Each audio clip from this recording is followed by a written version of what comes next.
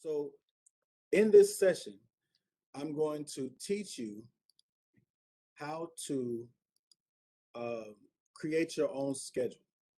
All right, how to locate the schedule, how to sorry, how to locate your classes, how to find which classes are the right ones to choose, and how to make sure that everything is the way that it needs to be. All right. So what you'll do is you will go through, once I show you this, you will go through, find the right classes, fill out your course selection form, then send the form to me, right? I will look through it. I'll compare it again with your curriculum guides and your major and concentration, make sure it's the right classes. And then I'll keep it. And then once registration opens, I will register you for, oh no, I'll send it back to you. I'm sorry. I'll send it back to you and say, go ahead and give you the thumbs up to go to the class schedule and then find all the classes and fill out all the rest of the information for on the course selection form. All right. So we'll locate the classes first. You send it to me. I say, yeah, it's good. I give it back to you. Then you go ahead and fill out and make your schedule and build your schedule the way that you want to build it. All right. Or you can give me permission to register you. You can just say, hey, Mr. E, I trust what you do. If you can just do it for me, all good. I'm good with that. All right. But this way, we know that we're clear on you coming back and that you understand what to do to make sure that you have classes before registration opens. And again, registration opens on October 13th. If you're a priority, registration will open on October 4th. All right. If you're a priority student, like if you're an athlete, if you are SGA, and there's some other folks who are priority students, um, they will register on the 4th also. But everyone else, the entire rest of the school, they register on October 13th. All right. Good. So we got that. So the first thing we're going to do, we're going to open up the FERPA form. All right. We're going to open up the FERPA form and I'll share my screen so that we can all be on the same page and we will fill this form out together. All right. Let's see which one is it. Let's just go screen one.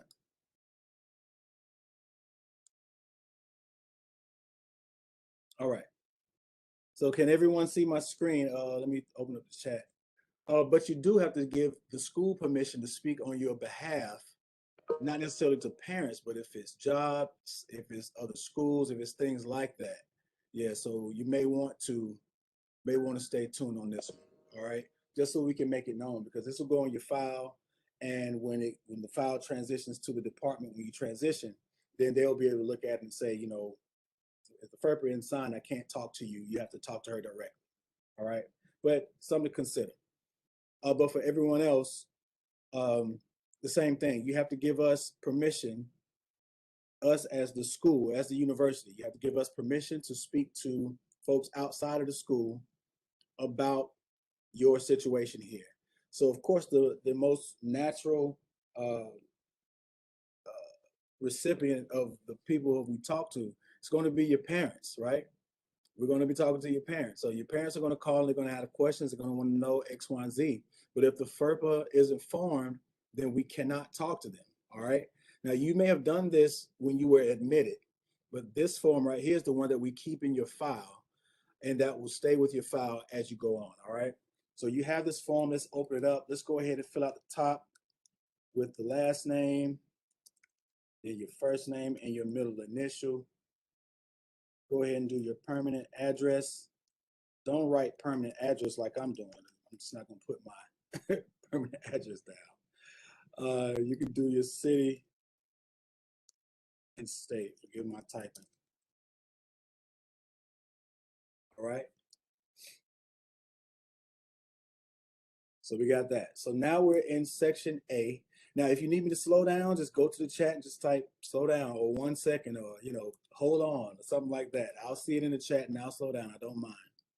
So first we're in section A. Section A says education records to be released. And you can see that it's academic information as far as grades, GPA, and registration, ID number, financial aid, things like awards, application data, disbursements, loan information, which will come out of the financial aid office, student conduct records if you get in trouble, housing information with residential life, student account information as far as billing, and other things like student accessibility services and other forms like that. All right. Now, if my son, who is a freshman at Alabama A&M University, where I graduated, he's 17. He's about to turn 18 in October. But when he signs this form, he better choose all student education records. So if I was in your shoes and I was a smart kid like you are, I would make sure I select all education records because I wouldn't want my parents to be in the dark about anything that's going on with me in school, especially if it's their names on a loan, or if they're getting, they signing up for the financial aid, or they sending you money or doing anything like that. They pay for your car. They need to know everything. So just check all on that one. All right. So we move down to section B, the persons who are allowed to access education records. So Kawanda, you can skip this one if you like, but you can put, for everyone else, you put your parents' names or significant people here, whether it's, your guardian uh, or grandparents or auntie or whoever is responsible for you. So you put their names here and then put their address in these sections again, state, zip code, phone, and email. And then you can put the relationship to you there. Or if you don't want to be that vague, you can put mother and father, or stepmother and father, mother and stepfather, however you like to do it on that form, okay? However you like to fill that out.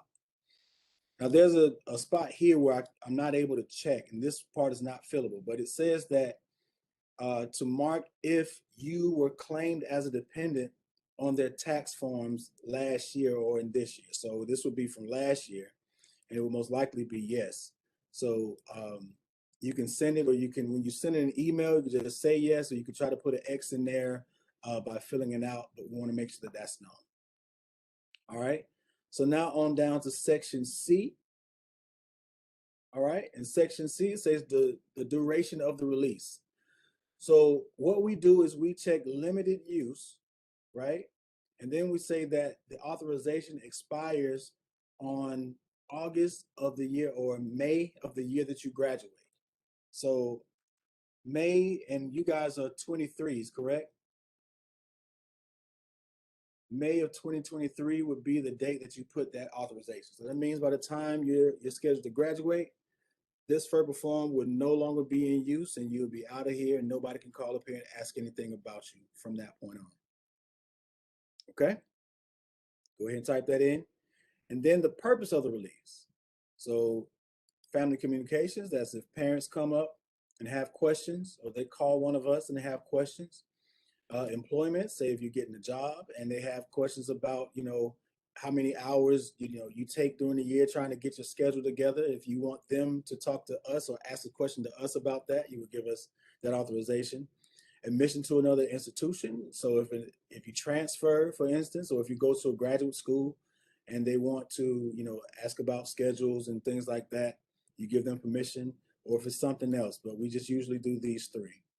Okay. So then you'll type in your name here. Put your banner ID, your 820 number. And then put today's date, which is 09/22/2021. All right. And then on my screen, it's a little button here where you download it. And then you email that to me. And you can email this along with all of your other forms, okay? And that's the FERPA form. Now, does anyone have any questions about that before we move on?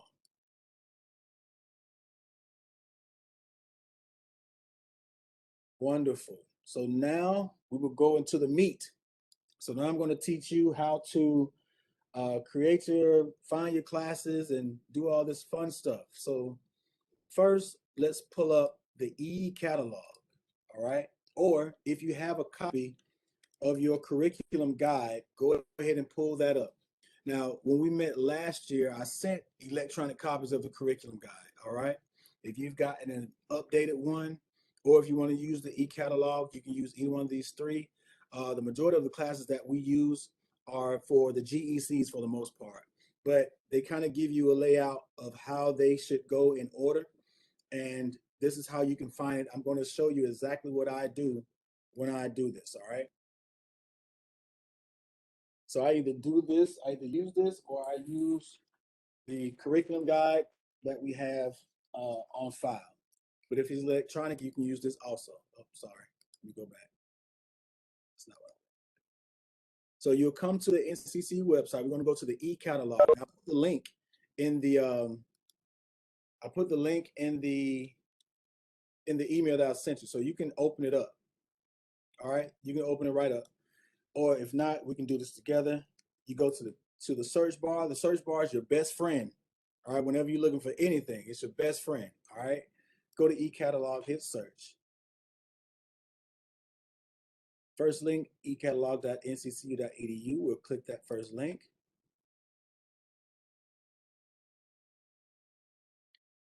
Let it buffer. All right, and this is the e-catalog. Now you'll come down here on this gray bar here, and this is where you'll find your colleges. All right, so first, and what I'll do is I'll go through each of these because of course not right just by looking at your name, I don't know your majors. But we'll go through these and show you how you can find where your major is and the electronic guide that they have. And again, this is a loose guide. We have the classes here, we have copies here, but you know, these are updated often. All right. So here's how you can find basically like, and when they make an update, it may be one class or two that they change. It won't be a big change. So if you find this, you have a pretty good idea of where you should be in your classes. So first we'll start with the College of Arts, Social Sciences, and Humanities, better known as CASH. All right. And when you go to the college, you'll see the mission, vision, you see all this stuff. They say all the departments, and then you'll see the majors. All right. So for art, social sciences, and humanities, you have military science and aerospace. That's the ROTC. Art and design, behavior and social sciences, criminal justice, history, language and literature, mass communication, music, political science, psychology, social work, and theater. All right. Let's say if it's psychology, you find yours, you go to display programs. All right. You click on display programs, you see the major, which is your major. You click on that. All right. So now you're in your major. You see all of your requirements, and then you'll see specific things like psychology must complete, students who plan to major in psychology must complete English 1110 with a C or higher before getting to the major. So if there's a situation where you take a class and say you got a D in a class, right? And sometimes I'll say, hey, the major that you're in, you can't make a D in that class. You have to make a C. This is where it comes from. All right. So each major will have a different set of things. Some may not have anything. Some may have a whole bunch of requirements, but this is the one for psychology. All right. And so you'll come to your generated requirements. The main one that they have, students must have a C or better in English 1110. All right. Other requirements, department requirements, blah, blah, blah. And then we get to the 4-year plan. And this is what you want. This is what you want to make sure you find. So the 4-year plan is always at the bottom, but you always go through the top and just get familiar with what the program wants you to know and wants you to have. All right. So here's the 4-year program. So we hold that. But that's an example for psychology. I'm going to go back. So if you're a psychology major, stay here. But I'm going to go back and go through the other colleges. All right. So then we have the College of Health and Science. All right. We go to College of Health and Science. If you're in health and science, or if you think you're in health and science, follow along with me. Biological and biomedical, chemistry and biochemistry, environmental and earth and geospatial, human sciences, that's family and consumer sciences, nutrition and dietetics. All right, if you're in that, kinesiology and recreation, math and physics, nursing, pharmaceutical, and public health. All right. So if you say nursing, for instance, I know nursing has an updated, they've updated theirs since this one. You're doing the BSN track, same thing, information there, all the requirements there, boom, boom, boom. And then here's the 4-year plan. But you'll see this in the program notes. Students complete all science courses with a C or better. All right. That's for science courses prior to enrolling. The student must have a math and science cumulative GPA of at least a 2.8. So that I just say, to keep it simple, A's and B's in your science classes. All right. If you make a C, you need all A's in the rest of them. And then it says 2 failures in math and or science that are required for nursing results and ineligibility for nursing admission. Okay. So you just get familiar with what the requirements are, right? And they tell you everything that you need to know about it. And then you have your 4-year plan on what you need. Okay. So now we'll go to School of Business. Same thing. If you are in nursing, you can stay there. If you're in one of the other health sciences, stay there. Now for business, you have accounting, administration, computer info systems, computer science and business, finance, hospitality and tourism, and human resource management. Now most folks, they major in business administration. And this is where it's important to make sure that your concentration is correct, right? In the system. So when you come, when you pull up your unofficial transcript, it'll say at the top what your major and concentration is. If there's not a concentration chosen, you can ask me about it. Like psychology doesn't have concentration, but if it's business administration, you definitely have one. And if it's not listed on your unofficial transcript, we want to make sure that we do a change of major form so that you can declare your concentration. All right. But the same thing applies here. Let's say we're in management. All right. We go to management. Sorry about that. Get familiar with the program. Everything's a 2.0. Complete prerequisite courses with a grade of C or better. That's everything. It doesn't matter if you make D's or E's. By the time you're done with your prereqs, you need to have a 2.0 before you can go to the School of Business. You go down to the GECs, they list them, major requirements, and then at the bottom is the 4-year plan. All right, so it's pretty much the same thing for everybody. All right, so we're going to keep that up, and then we're going to pull up, school education is next. Same thing with education. The difference with education is they don't have the 4-year plan on theirs. All right, so they have all the concentrations. Let's say if we're doing English writing, they have some stuff. Does this one have it? No, they don't have the 4-year plan. But if you send me an email, I can email you an electronic copy of the 4-year plan for education. All right. All right. So now that we found it, I'm going to demonstrate on one of my students. She's one of your classmates. She's on our caseload, Aisha. She gave me permission. She's knocking it out the park. She's doing a really great job, and I'm proud of her. And several of you are too, because if you're in this meeting, you're doing a good job. So now we go to the transcript. Here we go. So again, as soon as we open it up, trying to move stuff out of the way. As soon as we open it up, we see that she is a business major and she's an accounting major in the School of Business. All right. Her concentration is accounting. All right. Yours should say that. If yours just says business, then we need to make sure we get you a concentration. And when you send your stuff, just send an email that you need to change a major form so that we can declare your concentration. Because if it's accurate on Banner SSB, that means it's accurate in DegreeWorks and it's accurate for the school that you're going to, the college that you're going to. We just want to make sure that it's there before you transition, all right? And so now what I do on this side, I'm trying to move all this stuff out of the way. Move it up to another screen. How about that? We pull up the accounting curriculum guide, right? And we have the classes that she's taken, right? So now we can go ahead and open up the course selection form and clean this one out. So go ahead and take a moment to open up the course selection form also. Okay.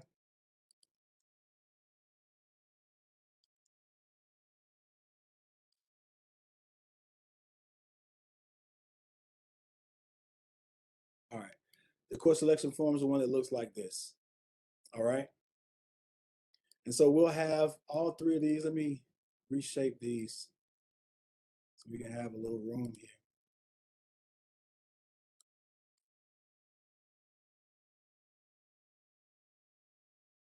I usually have a couple of screens up, so that's why it looks a little crowded right now, but just bear with me. All right. So what I do is I have these screens up like this, and all I'm doing from this point is I just play tennis, right? So I look at what's required under the curriculum guide, and then I come over here to the unofficial transcript to make sure that you've taken it and passed it. All right, and that's pretty much how it works. So in Aisha's case, she has 11 English 1110. Now Aisha, her SAT score, she tested out of English 1110, so she basically got a credit for that already. So she's good on that. So her next class that she has to take for accounting is Math 1100. So I scroll, here's a credit on a transcript for Math 1100. She transferred it in, that's what that T is. University 1100, first year seminar, she took that in freshman year, so boom, she's good. Business orientation, we scroll through, I'll go back up. Do we have that? MGT 1100, is that there? Yes, here it is with B, all right? And you can be doing this at the same time too. CIS 1100, does she have CIS 1100? Yes, she has an A in it, so we don't have to worry about that. Go up some more. English 1210, she transferred that in, so she's good. Economics 2100, that's micro. She has macroeconomics 2200. She has 2100 right there. Moving on. CIS 2400. She does not have 2400. She has CIS 1100. She has CIS 2500. But for that curriculum, she needs CIS 2400. So we come over to the course selection form. We type in CIS 2400, right? And in the parentheses on the guide, you see that 3? That 3 means that it's a 3-credit class. And we drop that 3 in there, right? And then we come back and we keep it going. Humanities 2410 or 2420. She has 2420, so we're good there. We scroll up. Decision Sciences, she's taking that now. This is her fall 2021 schedule, so we don't need that one. Macroeconomics, we saw that up here. She has an A in it, so we don't need it. Accounting 2400, Accounting 1. Does she have a credit for Accounting 1? Not there, not there. There's Accounting 1, she got a B. Health, does she have health? Didn't transfer it in. Not in first semester, not in second semester. She is taking it here, so we don't need to schedule it. Management 3400, communications, she has that now. Sociology or psychology, I think she has psychology. There's psychology, so she's good on that one. Accounting 2500, she's taking that now. Career readiness management 3010, she's not taking that, so that's the one that we need to put in. MGT 3010. Are you following me on this? Do we have a question? Okay. Make sure you follow me on this, because now we just basically checking off. Took it, pass it, got an A, got a C, got a B, whatever. And so when you run into a situation, if you say made a D on the class, that's when you ask the question. Am I allowed to make a D in this class with this major, with this concentration? And you can scroll back up to the top and you can see if they say right here, in the core business classes, you must have an average of a 2.0 with no more than 2 courses with a grade of D, right? And so these are those little intricate things you have to keep in mind, all right? So she's here. So she's taken and passed everything, and we're going into the junior year. Where are we? So we did management 3010. So intermediate accounting 3600, 3600. She's there. Cost accounting, accounting majors, something else. And we type that in, 4110. And let's say fitness. Oh, again, put the credit hours in. We know that these are all 3 credit hours, right? And so now we have fitness, and then we have principles of marketing, right? So this is what I look at, and this is what I try to do. We add up her total hours on the side, on this right-hand side. She's taking 15 hours now, right? If I give her fitness, her total would be 14 hours. That'll put at 29 credits for the year, right? But if I give her marketing, That will give her 15 hours. That'll give her another 3, which will total 15 hours. 15 here, plus the 15 that she's taking now, will be 30 hours for the year. But she's already has 50 hours. So because you transfer those credits in, but that'll be about 30 hours for the year. And that's what we want to make sure we kind of average out. So we'll give her marketing, MKT, sorry. So 3 there. MKT 3210. All right. And that's a schedule. And of course, we fill out the top. You put your concentration in. You'll say accounting. Put your name at the top there. I hope everybody can see it and it's not too small for you. Put your banner number in, because this is, again, this is the form that I use to make your schedule. All right. So having the major in there, and if the form that I sent you doesn't have the major, you can just type this major concentration in and just put it in for me. I think some of those that I sent in the email, the one that I sent in the email doesn't have the major concentration, but just add that in, okay? And then you email this to me. And so I'll go again and I'll just kind of do the eye test, make sure that it's accurate. And then I'll send it back to you and say, go ahead and build your schedule. You're good to go. All right. Are we caught up on that one? We're good on that one? Yes, just type a yes in there.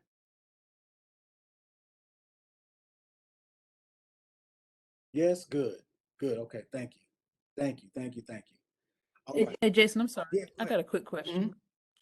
I think I'm okay. I was getting nervous because of my age. No.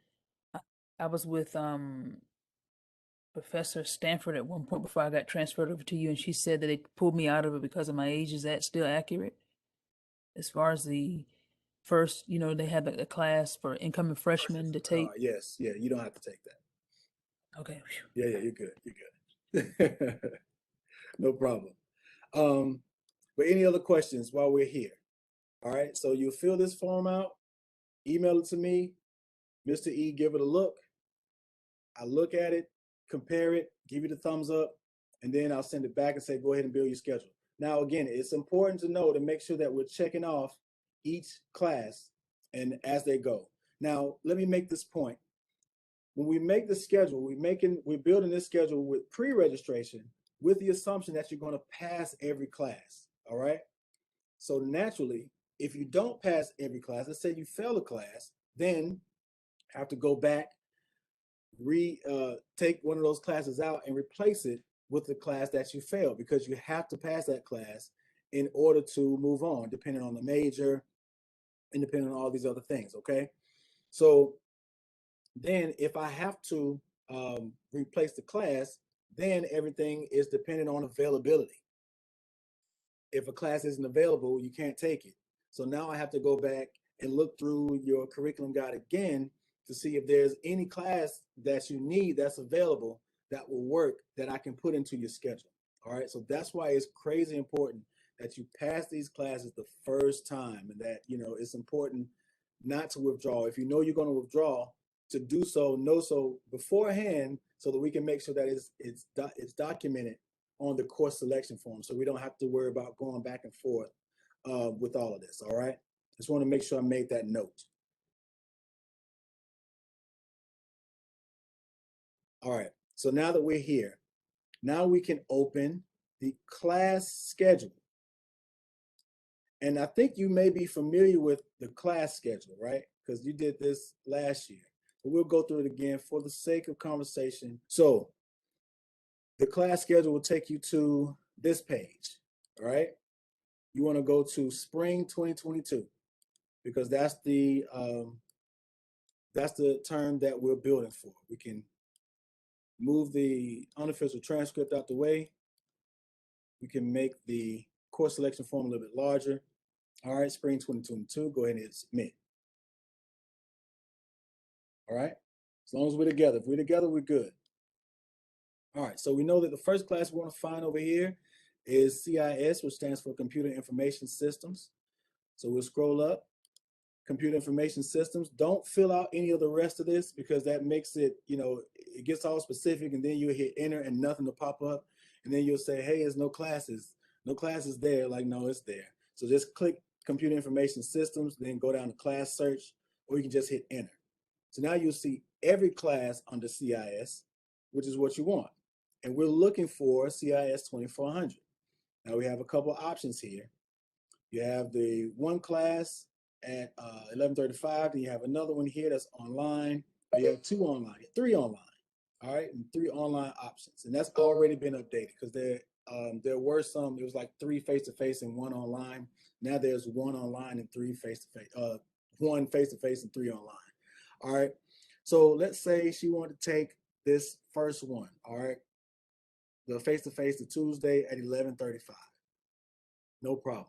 So what we'll do first, we'll get this 5-digit number, the CRN, and that's the number that'll go here, 12630. All right. So we have the subject, the course name, and the course number. Then we want the section number. The section number are these 2 digits right here. If it's an online class, it's the OL1 or the OL2. That's the section number. But for her, for Aisha, is 01. We're looking at the days. That's the T. T stands for Tuesday. If you're looking up here, TR is Tuesday and Thursday. R is Thursday. M is Monday. W is Wednesday. F is Friday. So here they're saying they only meeting 1 time a week. I want to see how that fly. And then we'll do the start time, 11:35. Then we'll do the end time, 12:50. And then we'll come over and look at the instructor, Lloyd. Boom. And we're done with that one.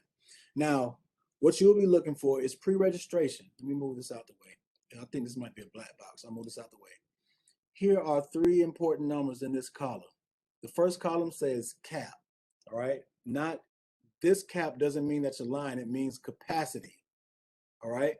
So this class has a total of 25 seats.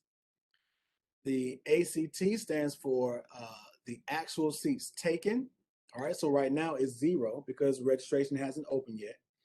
So all of the seats are available. And the REM stands for seats remaining. So of course, everything, all of the seats are remaining because no one is registered yet. So right now we're good. And so you know that we can register for this class. But if you see that it's like 0, the remaining is at a 0, or if it's at a negative number, that means that it's full, it's closed, and don't even look at that. So this third column of numbers is always the number that you want to look at in regard to registration if you're not doing it for pre-registration, or if you once you move into your department and you're doing this for yourself, before you go and take it, make sure that there's available space so that you can show your advisor, your new advisor, once you get over there, the classes that you want to use. Just let them know that the space is in there. All right. So we'll move on to the next class, Management 3010. MGT stands for Management. We'll go there, just hit the enter button, boom. There's 1100, there's 3000, and there's 3010. So there's 1 face-to-face, 2 online sections, and let's say she wants to do an online section, so that's 12965. We'll type that in, 12965. For the section, it's OL1. The days, there are no days because this is a traditional online class. So when you see a class that has no days and it says from 12 a.m. to 12:01 a.m., that means that it's a traditional or asynchronous class.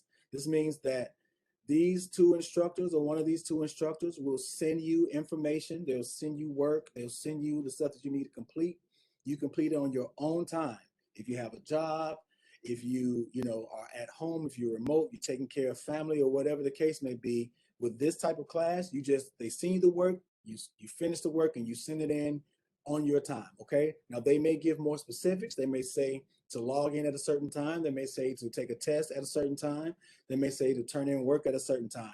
That's all up to them, but there is no set seat time for this class, all right? The only thing that you're responsible for is completing the work that's given to you. All right, so we'll keep going. So there's no time, there's no day, or you can just say, you can do the 12 o'clock to 12:01. I'll know what it means. And then you go Smith and Miles for the instructor. All right. And so on and so forth. Do I need to keep going with this? Oh, Sorry, I missed it, but what indicates if it's an asynchronous class? Kalia, that's if it's an OL1, right? If it's OL1. Now, if it's a synchronous class, like if you have to log in at a certain time, under the location over here, it will say online, right? So everything will be the same, Tuesdays and Thursdays, 11:35, and then location, it'll say online. But CMB, that's the School of Business, right, in room 315. But if it's synchronous. But if it's synchronous, thank you for that question, it'll have the OL1, OL2 designation. All right. Very good question. I'm glad you asked that, and I'm glad we're able to capture it. All right. And so from there, you will send that out. Now, if you have a 2.3 and 30 credits, once you fill this out, you keep it. And I will send you your alternate PIN number and a video for you to watch that will show you how to go ahead and self-register, because you're going to self-register if you have a 2.3 and 30 credits. If you don't have both of those, then I'll register you again. All right. So you'll fill it out like this, and then you'll send it back to me. And bada bing, the moment that registration opens on the 13th, I'll make sure that you have all of these classes.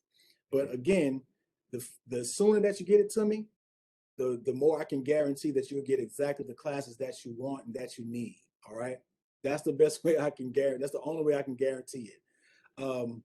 But get it to me soon. All right. But if you have that 3.0, if you have those 30 credits or more, then I'll just send you your alternate PIN number. And I'm imploring you to make sure that the day that registration opens, that you register that morning, because everybody is going to be competing to get these classes. All right. And some of them will be gone because we have priority registration. All right. So now I'm going to open up. I'm going to stop sharing for a moment. I'm going to open up the floor for any questions that you may have. You can speak it or you can type it, either one.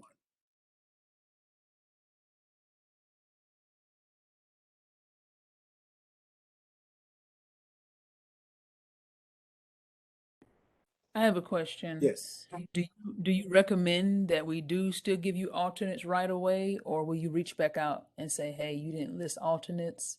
Did you have anything? Yeah, I'm not going to ask you for alternates. If you want to put some down there, yes, but I will review them, and it'll be based on availability. But I'll go through the top first, make sure those are there, and if not, then we'll try the ones on the bottom that's replacing them. But if you don't want to do that, then you don't have to, because if something is taken, then I'm automatically going to go in and look for what's available. Ken, I did have one more quick question. I was looking at my transcript, and a lot of my classes that I've already taken, and I've already received a grade, or I'm in progress now. Yeah. It's just kind of weird. It's like stuff I should be taking, I guess. Don't worry about the course plan, because stuff I should be taking 2 years from now, I'm already taking it now. If it's GECs, then it's okay. So with the thing with availability is, especially like when you first come into school, when you first admitted, the entire campus is already registered, and then we're bringing in freshmen, and so we got to register them. And so when we're looking at certain curriculum guides, they're not all lined up the same.